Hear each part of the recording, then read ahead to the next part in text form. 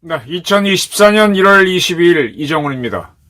22일 하루 종일 화제는 윤석열 대통령과 한동훈 비상대책위원장 갈등이냐 이거였습니다.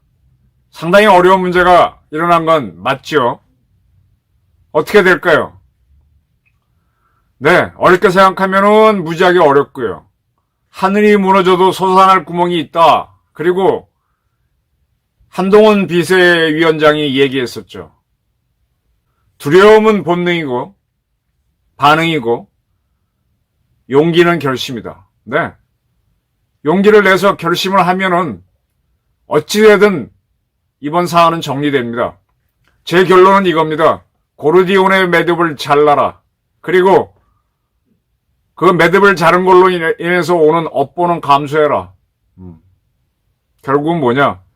결심하는 자, 용기 있는 자, 영리하게 결심하는 용감한 자가 승리한다. 이겁니다. 이제 윤한 갈등 부분은 이제 거의 언론 보도로 확인이 돼가고 있습니다. 이관섭 비서실장이 윤 대통령의 요구를 전한 걸로 지금 나오고 있죠. 한동훈 비대위원장 사퇴했으면 좋겠다.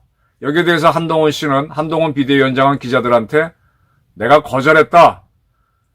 내 임기가 6개월이니까 6개월을 채우겠다. 그런 뜻으로 이야기를 했습니다. 그러면 그만해라라는 사람과 그만하지 못하겠다. 이렇게 됐으니까 둘이 충돌이 있는 거는 뭐 분명합니다. 자, 이런 충돌을 어떻게 푸느냐? 고르디온의 매듭을 자르면 됩니다. 뭐 그렇게 어렵습니까? 그로 인해서 부자지간도 원수가 되고 형제지간도 사이가 틀어지고 뭐 그거보다 더한 것도 틀어지는데 그런다고 뭐 대한민국이 망합니까? 네, 물론 대한민국을 아끼고 사랑하는 사람들은 보수가 계속 어떻게 하든 이어졌으면 좋은데 보수가 무너지기도 하죠. 그렇다고 안 망합니다. 선조 같은 임금, 문재인 같은 대통령이 있어도 대한민국은 안 망하니까 그냥 배심 좋게 미를 붙이면 됩니다. 네, 결국은 용감하고 결단을 내리는 자가 승리합니다.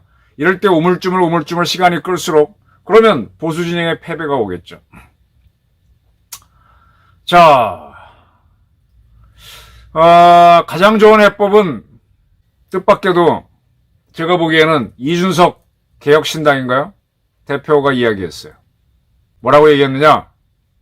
윤 대통령하고 한동훈 위원장이 짜고 치는 거 아니냐, 약속 대리를 하는 거 아니냐, 기획 갈등을 했다라고 얘기했습니다.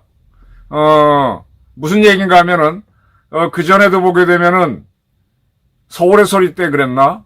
더 탐사인가? 그때 나왔나? 보게 되면은, 김건희 여사하고, 그 다음에, 한동훈, 그때는 뭐 검사장이었겠지. 두 분이 카톡도 주고받은 적이 있었잖아요. 뭐 그걸 딱 지적하는 것 같아요. 이준석 씨가. 윤 대통령하고 한 위원장은 서로 텔레그램으로 의견을 주고받거나 텔레그램에서도 통화가 되잖아요. 그렇게 충분히 할 수 있는데 왜 이관섭 비서실장을 보내서 뜻을 전했겠냐. 그렇게 할 필요가 없지 않느냐. 사람 끼워서 하게 되면 더 불편하고.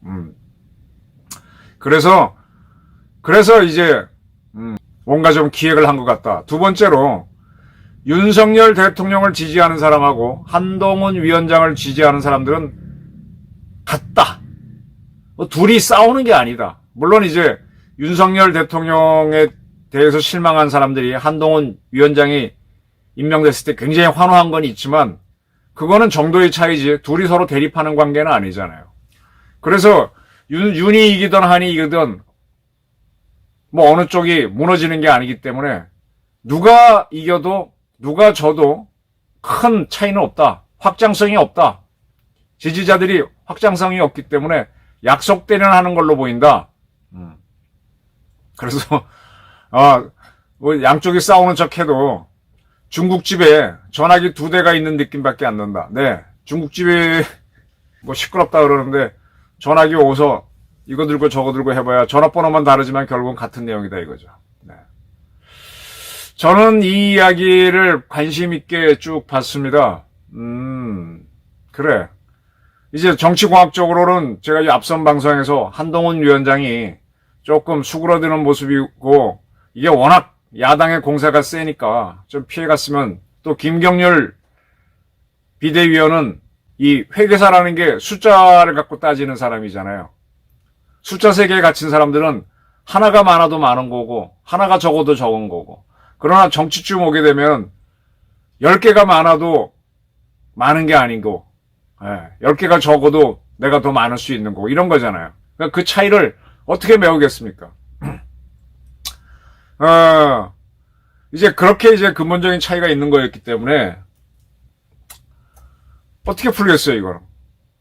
저는 그냥 룰대로 하면 돼요. 한동훈 위원장은 자기가 6개월 동안 한다 그랬으니까 6개월 동안 가면 되고, 윤 대통령은 해임시키려면 시키는 거죠, 뭐. 해임시킬 수 있는지 모르겠어요. 해임 못 시킬 겁니다, 아마.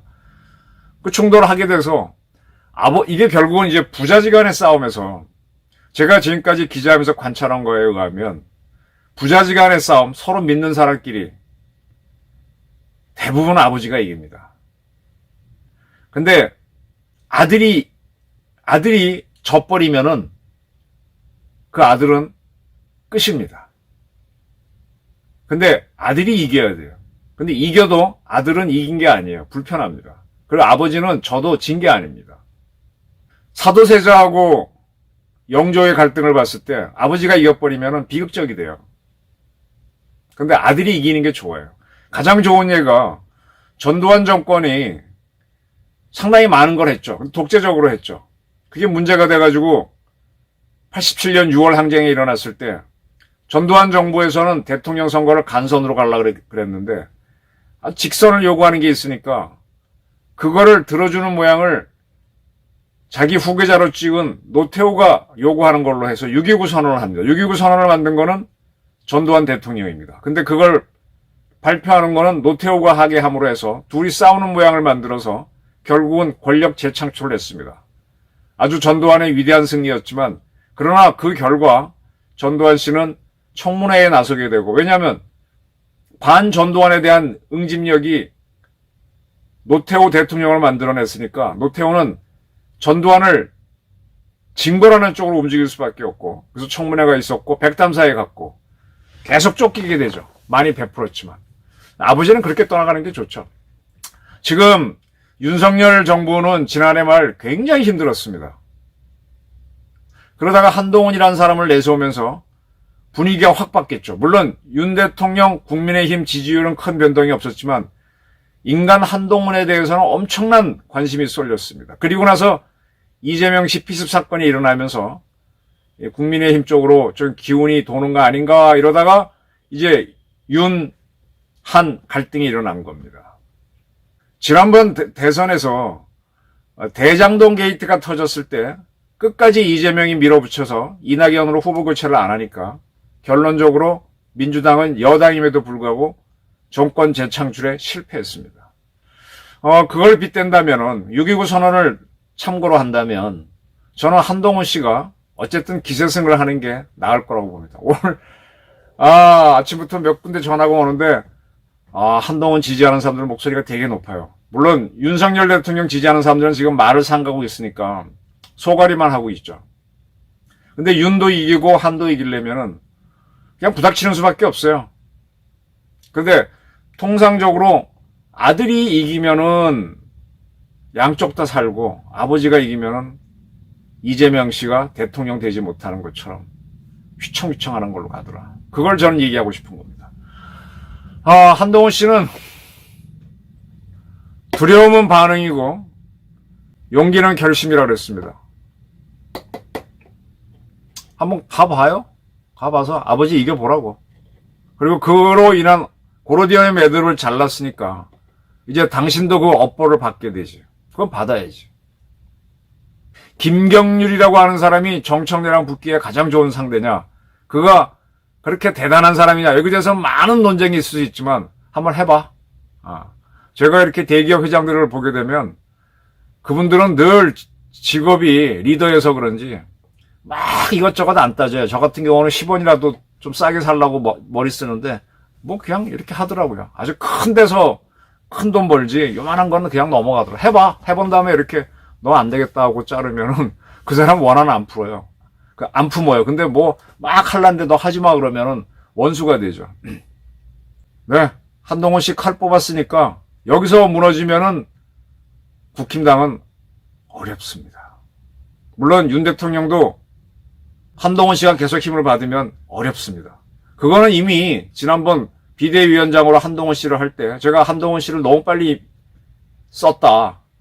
이 반윤석열 여당 내에서 세력이 전부 다 한동훈한테 갈 것이다. 그런 결과가 나왔죠. 너무 빨리 카드를 꺼냈죠. 또 그만큼 쫓겼던 거고.